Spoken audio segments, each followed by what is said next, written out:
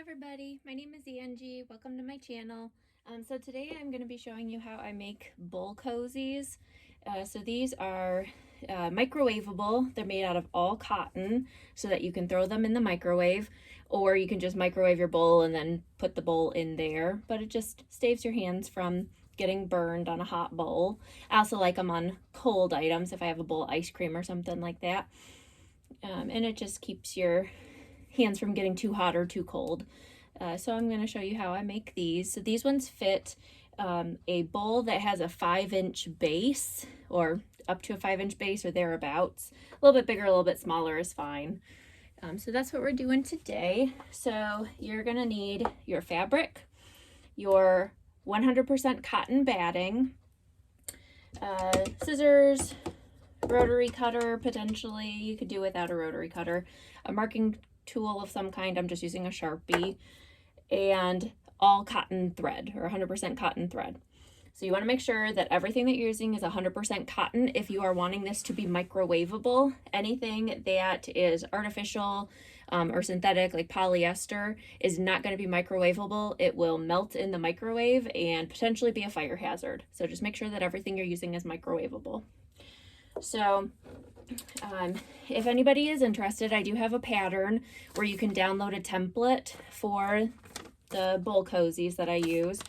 So it's just a downloadable PDF that I'll go ahead and link below. But what I do is I get these little plastic cutting boards at the dollar store. They're very thin, and I just trace it out and then flip it over so that I have one piece that I can go ahead and trace. So that is what I am doing today.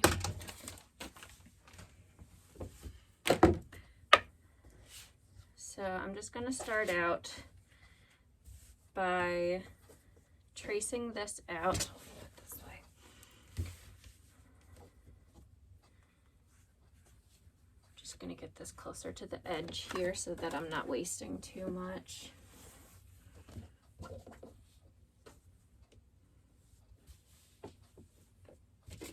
Just using this fun donut print today. So I'm folding it over so that I am going to be cutting out both pieces at the same time.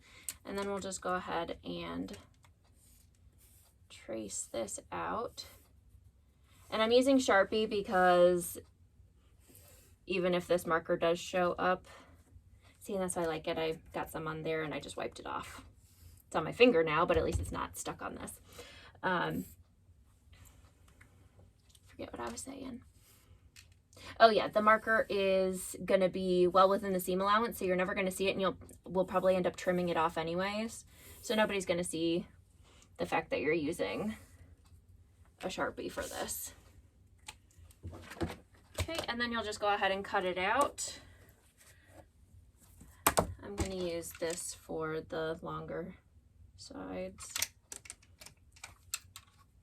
It's getting loose.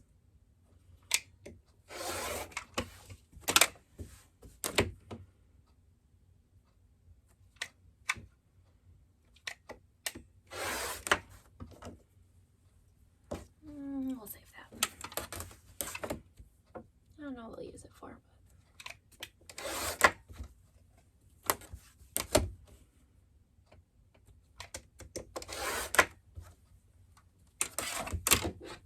Okay, so I have it all cut out, and then I have my piece of all cotton batting that I just took my little template over. I have a big roll of the batting, and I just took my template over and trimmed around, like a rough cut around it. So it's about the right size. And then I'll just lay this on top of there.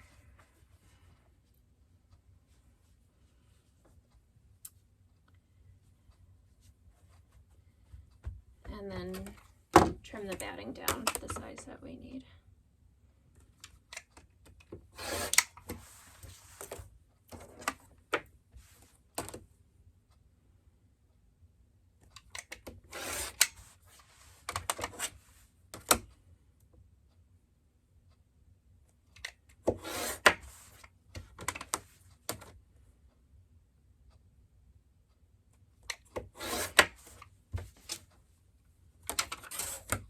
I just keep a little bin on my table for all of my scrap pieces that I'm going to be tossing. It's just easier to get it in there than to try and throw it in my trash and then miss, and then I have a pile up on the floor. Okay, and then we will cut down the darts.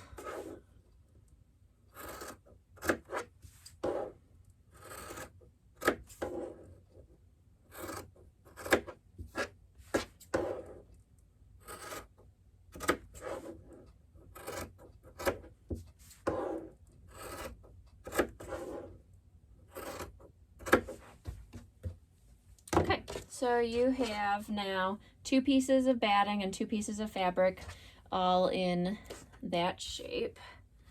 So then we'll just go ahead and match up. So these 2 pieces are already okay. I want the batting on the wrong side of the fabric. So I have the wrong side face up, and I'm just gonna line this up. Okay. And then I don't find that it shifts too much, so I tend to skip pinning just because it's another step and it saves me a little time. But you can definitely go ahead and just put a couple of pins throughout here just to, you know, hold everything in place. And now we'll go ahead and head over to our sewing machine.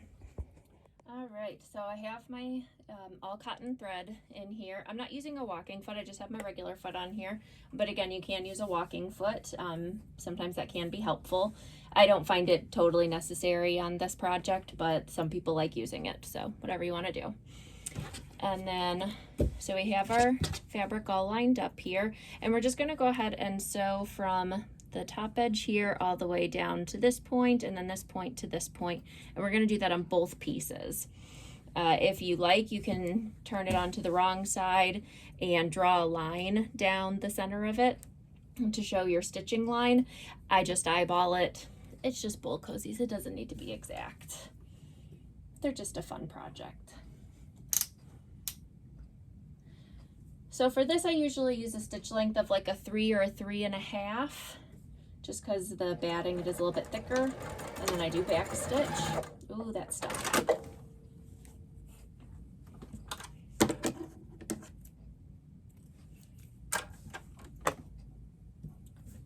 My machine was trying to eat that. Let's try that again.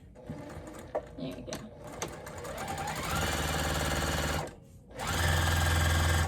And I'm just kind of holding the pieces down on either side as I go. And I find that that stops it from shifting. And then I back stitch there. And then we're doing like a chain piecing like we do in quilting. So I'm not gonna break the thread on this one or snip the thread or anything. I'm just gonna move right on into the next one. Back stitch. I like to put my fingers on the corners over here. Kind of can't see. But as I'm feeding it through, I put my fingers on the corners right in there so that I can it helps me eyeball that I am sewing through the center. And it's also holding everything down at the same time. Multitasking and all that. Okay, and now I'll go ahead and snip that thread to pull those pieces apart, and it saves on thread a little bit, and my tail. It saves on thread a little bit, saves on time from having to cut your threads, especially if your machine does not have an automatic thread trimmer. Then it saves a lot of time on that one. So I've already done across there, so now I need to do this way down.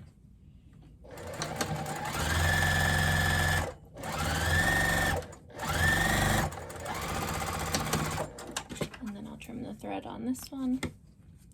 And again, we already did that way, so now we got to go that way.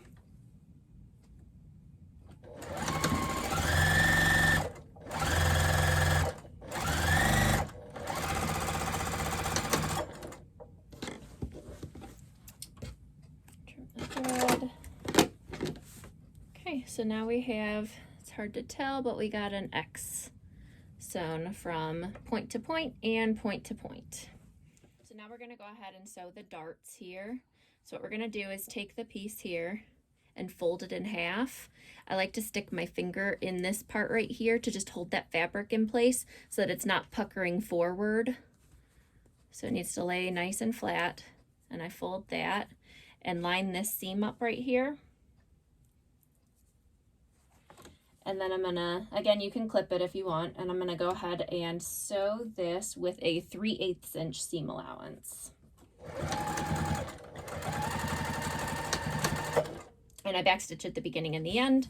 And again, I take the next piece and I do the same thing. Finger in there to make sure it doesn't pucker. And then line this up. And then sew. And we just go all the way around. Snip that piece off. Come back to the next side.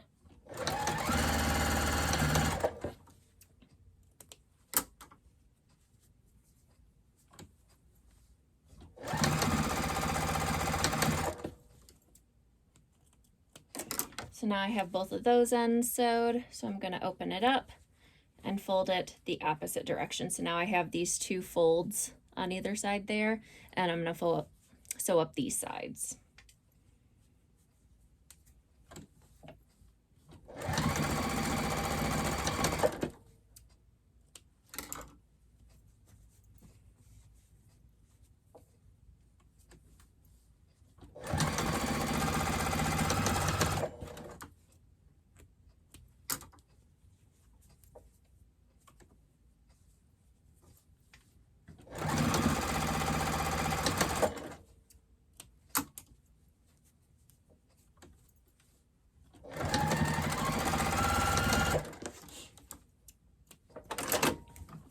All right, so you end up with two pieces that look like this.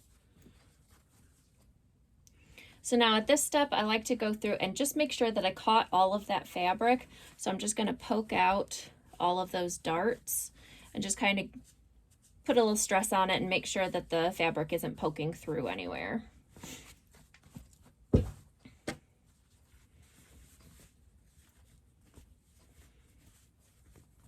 Okay, that all looks good. And then I like to go ahead and, just because it gets a little bulky, I like to go ahead and trim down that seam allowance to about 1/4 inch. So I'm just trimming off a little bit, just like a tiny little piece there.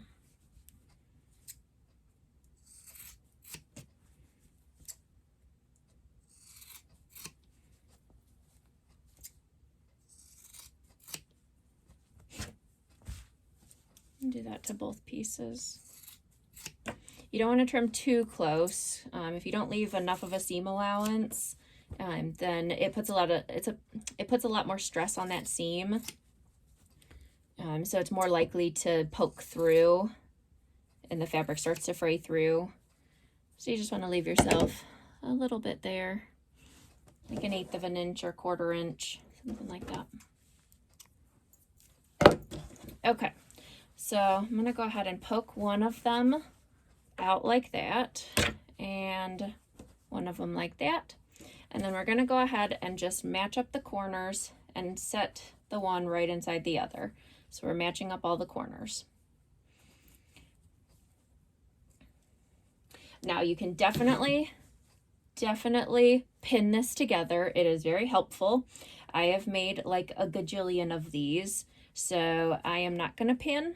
So I'll show you what I do. Let's see if I can get the camera a little bit closer here. Might be hard to see. So I am starting at one of these intersections here, and as I'm going, I am pushing this side, the part that's going to go underneath it, I push that down so that when it's feeding under, the seam is laying this way towards me, if that makes sense. And then the top seam is going to be going towards my presser foot. So I have it sandwiched that way. And I just nest those seams together and I just pinch it with my finger. Again, you feel free to pin this, but I just pinch it with my finger. And then this is where I'm going to start sewing, right at the intersection in the middle here. So I'm going to lift my presser foot, and again at a 3/8 inch seam allowance. If you can see that. I'm going to go ahead and very close to the center here, or close to that center mark, to that center seam, maybe like a 1/2 inch away from it, we're going to start sewing right there. In the pattern, I give you directions as to how big of a opening that you can mark to make sure that you leave yourself a big enough opening. But I just kind of eyeball it. And then I am just pressing this seam in towards the seam allowance, or in towards my presser foot, to make sure that it is lying flat and those two seams are facing away from each other. So I'm just going to go slow around that, and then pivot as needed when you get to those intersections to make sure that you are staying at that 3/8 inch seam allowance. When I'm at the corners here, or at these center marks, I am coming down and pinching the two ends together of the seam that I'm going to, or of the corner that I'm going to be coming up across. And just making sure that all of this is lined up nicely. Now it makes it easier when I get across. And then when I get about 3/8 inch away, I'm going to just lift my presser foot and pivot. And then just keep going. And again, I am at this seam right here, at this intersection, I am pinching the two seam allowances, nesting them together, and just pinching, holding them in place.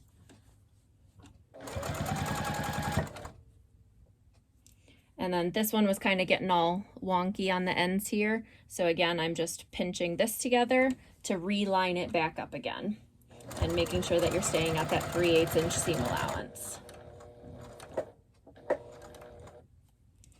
And then it's easier to do now when it's flat across facing me versus when I pivoted over here trying to get it together. So I'm gonna line everything up and nest those seams, and then pinch and pivot. And I am pinching them all the way up until they're under the presser foot, and now the presser foot is holding it in place for me, so I know that seam is going to be still nested together. And these two are lined up nicely. Keep going. Nest these two and pivot.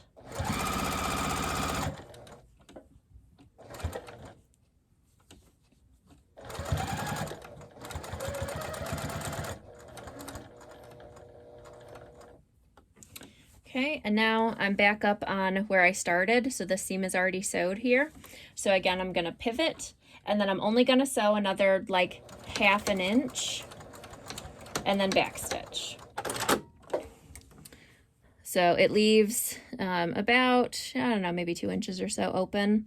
So again, I just eyeball all of this because I've made them so much. But the pattern has all of the instructions on, you know, how big of an opening and, you know, all that kind of stuff. So that is now what we're left with. You see the batting on both sides, and the fabric is face to face on the inside of it.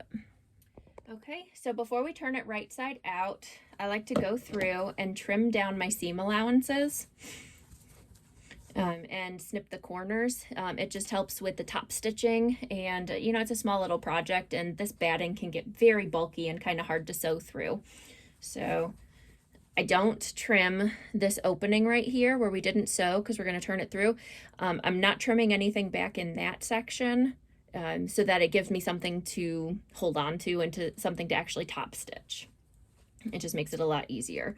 So I'm just kind of coming in at an angle right at this, it's hard to see, right at the start of my sewing there. I'm coming in kind of at an angle and then just trimming that back to, again, 1/4 of an inch seam allowance. And then I come up to the corner here and I am just snipping that off. So snipping that corner there.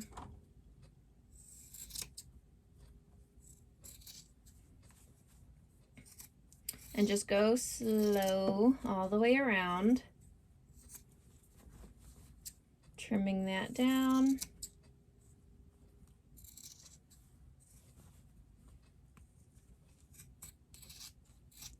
Especially this center seam right here where the two darts meet, it gets very bulky and you have to put a lot of pressure in order to trim through that, and you can easily trim down into your cozy. So just be very careful when you are trimming that.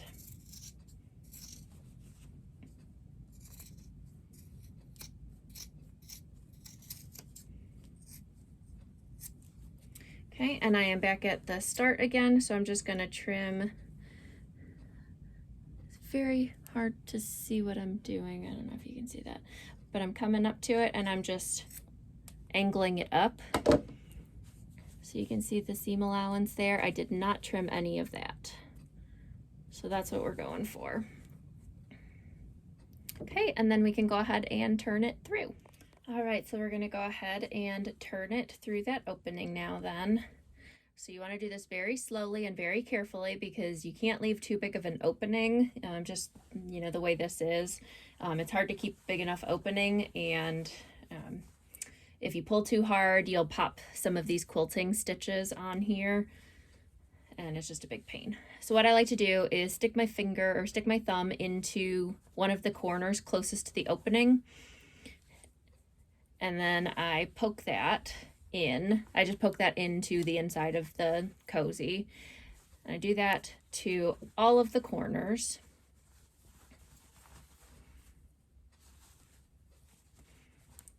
So all of them are just kind of pushed in. It's just easier to do it, in my opinion, now versus when the cozy's right side out. And then I go to the one corner that is farthest away from me, and I do that, and then poke it through that opening. And then you just very carefully start working it through that opening. If you go by the pattern instructions, it should leave a big enough opening that this isn't too big of a struggle, but you don't want to sit here and like really pull on it, because I have many times popped these quilting stitches, and you know, because they're all cotton, they just, you know, fray at that point. You can't do much about it, so you just kind of have to seam rip it open again and redo that stitch. All right, so it is all turned right side out, so now you have almost completed cozy. So this is personal preference. You can take it over to your iron and press these seams flat. It does kind of flatten it out a little bit, making it a little bit easier to top stitch, because this seam right here, right on the corner, that can get really bulky. My machine does very well with it now. I had a brother sewing machine, or I still have it, but that I was using for bowl cozies before this, and I would always get a skipped stitch there no matter what I did, because it was just very bulky. You can also take a rubber mallet or a hammer and just very lightly, like on a nice hard surface, just very lightly tap that, and it just kind of helps flatten it out a little bit more also, so that you can top stitch over it a little bit easier. So I'm not going to press it, just time saving here, but you can definitely go and just press these seams. And then I like to go and just take this opening here and just kind of stick my fingers inside, and you'll find that the fabric and the batting kind of naturally fold inside that opening. And then I just pull it taut, and I have a nice even seam there to top stitch on, and it's nice and flush with the rest of it. I just pop a clip in, and then I'm going to go ahead over back to my sewing machine. And I'm going to go ahead and top stitch all the way around using an 1/8 of an inch seam allowance and a stitch length of like a 4.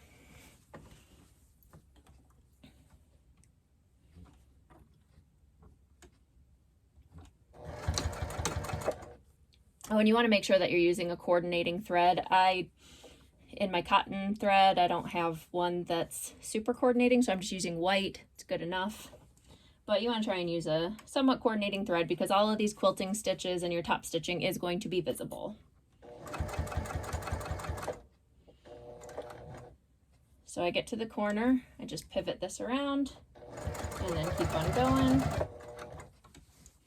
And then when I get to these seams, these center seams here, all of these, they're bulky and they can kind of bunch up a little bit. So just to make sure that I don't get any puckers, I just, with the needle down, lift my presser foot a little bit to just let myself readjust all of this and make sure that it's laying all nice and flat. And then I just keep on going. Go nice and slow over that center seam. Like I said, it is bulky. I have broken needles. Can't find my words.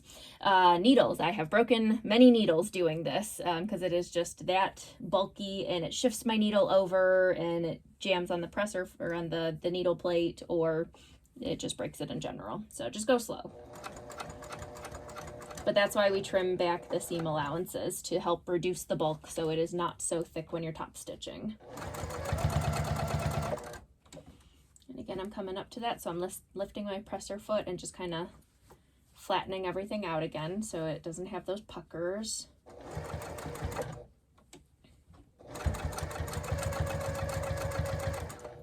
And just going all the way around at that 1/8 of an inch seam allowance or thereabouts. Doesn't have to be exact. Just whatever seam allowance you're using to top stitch, stick with it around so it's all uniform.